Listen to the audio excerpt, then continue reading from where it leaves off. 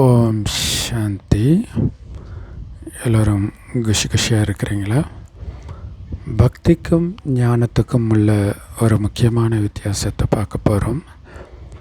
So பக்தி ஏன் பண்ணுறாங்க அப்படின்னா, நமக்கு கஷ்டம் வரக்கூடாதுன்னு பண்ணுவாங்க, அல்லது வந்த கஷ்டத்தில் தப்பிக்கணும் அப்படின்னு பண்ணுவாங்க.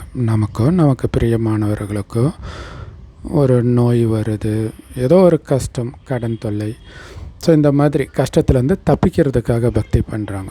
அப்படி பக்தி பண்ணுறதுனால கஷ்டத்துலேருந்து தப்பிச்சிடுறாங்களா அப்படின்னா அப்படி கிடையாது.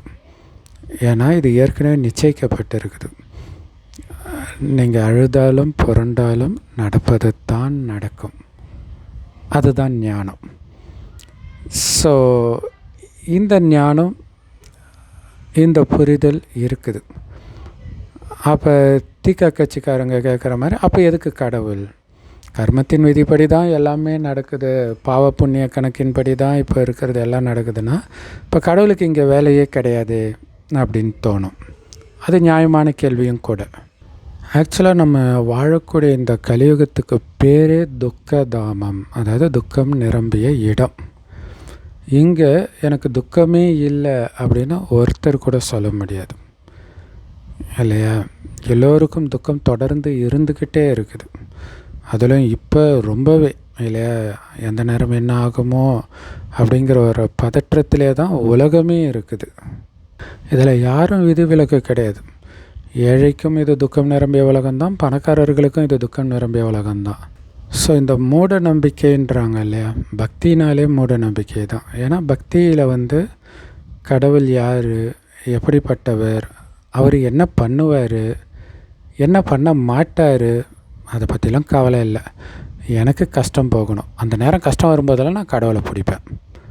கஷ்டம் போகுதோ இல்லையோ, அந்த நேரத்துக்கு எனக்கு வேறு யாரும் இல்லை, அதனால் கடவுளை பிடிக்கிறேன். எனக்கு ஒரு ஒரு ஒரு பிடிக்கிறதுக்கு யாராவது தேவைப்படுது, புலம்புறதுக்கு யாராவது தேவைப்படுது. அப்படி தான் நம்ம கடவுளை வச்சுருக்கிறோம். எல்லா மதத்தை சார்ந்தவர்களுக்கும் இது பொருந்தும். ஞானம், ஞானிகள் அப்படிங்கிறது இது வரைக்கும் நீங்கள் ஒரு லிஸ்ட்டே வச்சுருப்பீங்க, இவங்களாம் ஞானின்னு. எல்லாம் பக்தி மார்க்கத்தை சார்ந்தவர்கள் தான், யாரும் ஞானி கிடையாது. ஞானத்தை பெற்றவர்கள். ஞானம் போதி மரத்தில் உட்காந்தா தானாக கிடச்சிடாது. ஒருத்தர் சொல்லி கொடுத்தா தான் தெரியும். அந்த ஞானம் உண்மையை பற்றியது. உண்மை ஞானம்ன்றதே சத்தியம். அதை யார் சொல்லிக் கொடுக்க முடியும்? சத்தியமான கடவுள் தான் சொல்லிக் கொடுக்க முடியும். அவர் ஒவ்வொரு 5000 வருடத்தின் இறுதியில், ஏன்னா இந்த காலச்சக்கரமே 5000 வருடம் தான், ஒரு கல்பனும்.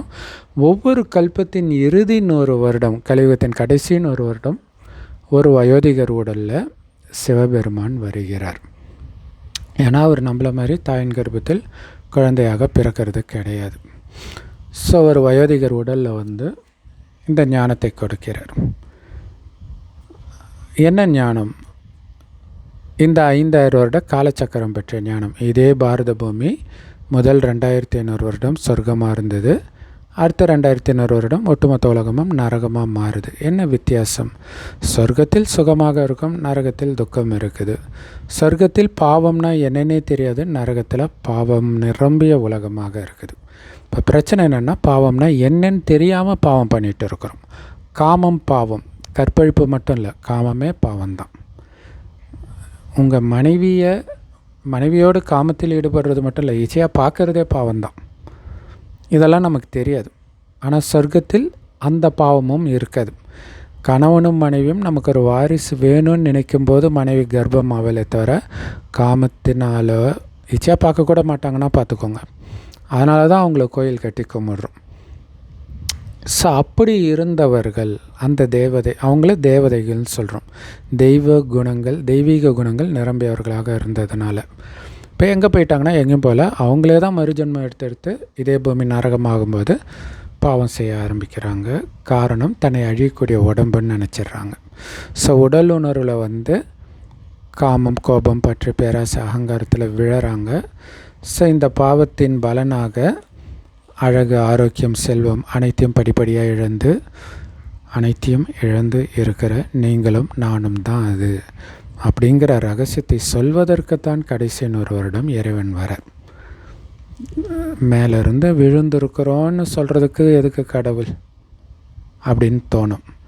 சொல்கிறதோட கிடையாது, விழுந்த நம்மை மீண்டும் எழுப்புறதுக்கு வந்திருக்கிறார். அதை தான் இறுதியில் கல்லறையிலிருந்து உங்களை எழுப்புவேன் அப்படின்னு கிறிஸ்தவ மதத்திலும், திருப்பள்ளி எழுச்சின்னு தெய்வங்களை எழுப்புறதாக இந்து மதத்திலும் இருக்கும். ஆனால் எழுப்புறதுக்கு வருபவர் கடவுள். ஒரு வயோதிகர் உடலில் வரார். அந்த வயோதிகருக்கு பிரம்மான்னு பெயர் வைக்கிறார். அந்த பிரம்மா வாய் வழியாக சிவபெருமானுடைய ஞானத்தை கேட்குறவங்க தான் பிரம்மா குமாரிகள். ஸோ இந்த ஞானம் முரளின்னு சொல்லுவோம். எல்லா பிரம்மகுமாரிகள் ராஜயோக தியான நிலையத்திலும் முற்றிலும் இலவசமாக கிடைக்குது. யூடியூப் வெப்சைட்ஸில் இருக்குது. அதோடைய லிங்க் இந்த வீடியோக்கு டிஸ்கிரிப்ஷனில் கொடுக்குறோம். அவசியம் பார்த்து பயன்பெறுங்கள். இந்த ஞானத்துடைய சாரம் என்னென்னா, நீங்கள் அழியக்கூடிய உடம்பு கிடையாது, ஆத்மான்னு உணர்ந்து ஆத்மாவின் தந்தை சிவபரமாத்மாவை சதா நினைவு பண்ணிக்கிட்டே இருக்கணும். நினைக்க என்ன ஆகும்? உடம்புன்றதை மறப்பீங்க, ஆத்மான்ற உணர்வில் இருப்பீங்க. உடலின் உணர்வுகளான காமம், கோபம், பற்று, பேராசை, அகங்காரத்திலேருந்து விடுபடுவீங்க. ஆத்மாவின் உணர்வான அன்பு, அமைதி, ஆனந்தம் நமக்குள்ளே அதிகரிக்கும். இதுக்கு 2 விஷயம் பண்ணணும். ஒன்று, ஆத்மான்னு உணர்ந்து சிவபரமாத்மாவை சதா நினைவு பண்ண முயற்சி பண்ணிக்கிட்டே இருக்கணும். அது மறந்துக்கிட்டே இருக்கும். மறுபடியும் இறைவனோட புத்தியை இணைக்கணும். அடுத்தது, இறைவன் கொடுக்குற ஞானமாகிய அந்த முரளியை தினம் கேட்கணும். கேட்டதை திரும்ப ஒரு அரை மணி நேரத்துக்கு ஒரு தடவை, 10 நிமிஷத்துக்கு ஒரு தடவை மனதுக்குள்ளே அசை போட்டுக்கிட்டே இருக்கணும். அதுதான் உங்களை ஞாபகப்படுத்தும், உடம்பு கிடையாது, நான் ஆத்மா, சிவபரமாத்மாவை நினைக்கணும். நினைக்க ஆத்மாவில் இருக்கிற பாவங்கள் எல்லாம் அழியும். ஸோ இப்போ இந்த ஞானத்தை எடுத்தாலும் எடுக்காட்டினாலும் கலியுகம் துக்கம் நிரம்பிய உலகம்தான். இந்த ஞானத்தை எடுக்காதவர்களை விட எடுத்தவங்களுக்கு அதிகமாகவே துக்கம் வரும். அது நீங்கள் ராமாயணம், குரான், பைபிள், மகாபாரதம்லாம் பார்த்தீங்கன்னா தெரியும்.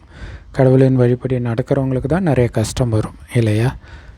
ஆனால் அந்த கஷ்டம் அவங்களுக்கு அனுபவம் ஆகுதா அப்படின்னா ஆகாது. அதுக்காக தான் இறைவனை நினைக்கிறது. ஏன்னா பயப்படுறதே உடல்னு நினைக்கிறதுனால வருது. இப்போ உலகம் அழிய போகுதுன்னு தெரிஞ்சு போச்சு. நம்மக்கிட்டேருந்து ஒரு சொத்தையை அபகரிக்கிறாங்கன்னு வச்சுங்களேன். உலகமே அழிய போகுதுன்னு தெரிஞ்ச பிறகு அதை அபகரிக்கிறாங்கன்றது உங்களுக்கு வலியை கொடுக்காது. ஏன்னா என்னது அப்படின்னு நினைக்கும் போது தான் உங்களுக்கு வலி வரும்.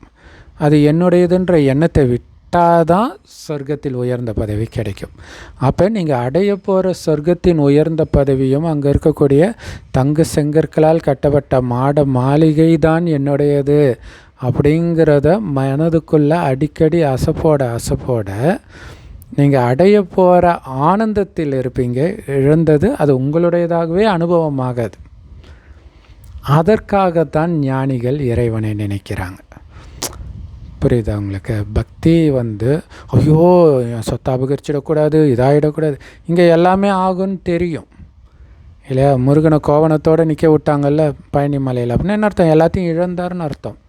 இயேசுவும் கோவணத்தோட சிலுவையில் அறையிறாங்கன்னா அதில் உள்ள கதை அப்படியே நடக்கலை. கடைசியில் நமக்கு நடக்கிற விஷயம், இறைவனுடைய வழிபடி நடக்கிறவங்களுக்கு அனைத்தும் அவங்கக்கிட்ட இருந்து அபகரிப்பாங்க அல்லது ஏமாற்றுவாங்க. ஆனால் ஏமாத்துறதா நினைக்கிறவங்க தான் உண்மையில் ஏமாந்து போவாங்க. ஏன்னா ஒன்று, அவங்க சொர்க்கத்துக்கு வரமாட்டாங்க. சொர்க்கம் முடிந்து நரகத்துக்கு வரும்பொழுது நம்மக்கிட்டேருந்து யாரெல்லாம் ஏமாத்தினாங்களோ அவங்கெல்லாம் வேலைக்காரர்களாக வருவாங்க. 2500 வருடம் நமக்கு வேலைக்காரர்களாக இருப்பாங்க. இந்த ஒரே ஒரு ஜென்மம் நம்ம சொத்தை அபகரித்ததுக்கு தண்டனை. இந்த ஒரே ஒரு ஜென்மம் இதை விட்டு கொடுத்ததுனால வேலைக்காரர்களை நீங்கள் சம்பாதிக்கிறீங்கன்னா நீங்கள் எவ்வளோ பெரிய அதிர்ஷ்டசாலி, புத்திசாலின்னு யோசித்து பாருங்கள். ஸோ அதனால தான் ஞானி சிரித்த முகத்துடன் அனைத்தையும் இழப்பான். அதனால தான் ராமர்கிட்டேருந்து ராஜ்யம் அநியாயமாக சித்தி மூலமாக அபகரிக்கப்படும் போது சிரித்த முகம் மாறாமல் போகிறார். ஏன்னா அவர் அங்கே இழக்கலை, சொர்க்க ராஜ்ய பதவியை அடையிறன்னு அவருக்கு தெரியுது. அதனால தான் கடவுள் சொல்லுவார், இழப்பதை நினைக்காதீர்கள், அடைவதை நினைத்து ஆனந்தப்படுங்கள் அப்படின்ட்டு.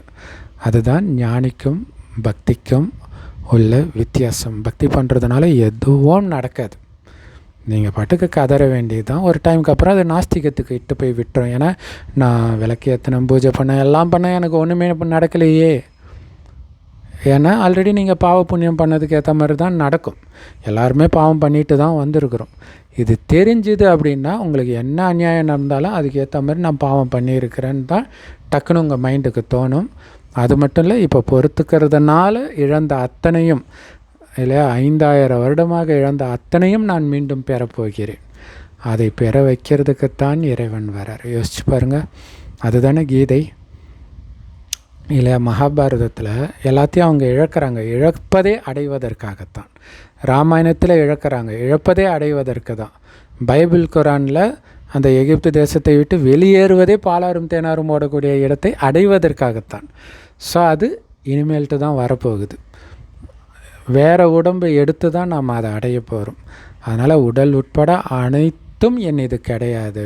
நான் ஆத்மா, என்னுடையவர் ஒரு சிவபரமாத்மா. அவரை நினைக்க நினைக்க ஒரு ஆனந்தம் வரும். அந்த ஆனந்தத்தில் நீங்கள் மூழ்க கற்றுக்கிட்டீங்கன்னா எப்படியும் உலகம் அழிய தான் போகுது. அந்த உலக அழிவு கூட உங்களுக்கு கொஞ்சம் கூட துக்கத்தை கொடுக்காது. ஏன்னா கடைசி நேரத்தில் மனிதர்களுக்கு ஆனந்தம்தான் தேவையாக இருக்கும். அப்போ உங்களுடைய ஆனந்தம் வைப்ரேஷனாக சுற்றி இருக்கிறவங்களுக்கும் பரவும். அதுதான் அந்த நேரத்தில் நீங்கள் செய்யக்கூடிய மிகப்பெரிய தானமாக இருக்கும். ஓம் சாந்தி. தேங்க்ஸ் ஃபார் வாட்சிங். இறைவன் கொடுக்குற ஞானம் முரளின்னு சொல்லுவோம். எல்லா பிரம்மகுமாரிகள் ராஜயோக தியான நிலையத்திலும் முற்றிலும் இலவசமாக கிடைக்கிது. யூடியூப் வெப்சைட்ஸ்லாம் இருக்குது. அதோடைய லிங்க் இந்த வீடியோக்கு டிஸ்கிரிப்ஷனில் கொடுக்குறோம். அவசியம் பார்த்து பயன்பெறுங்கள். ஓம் சாந்தி.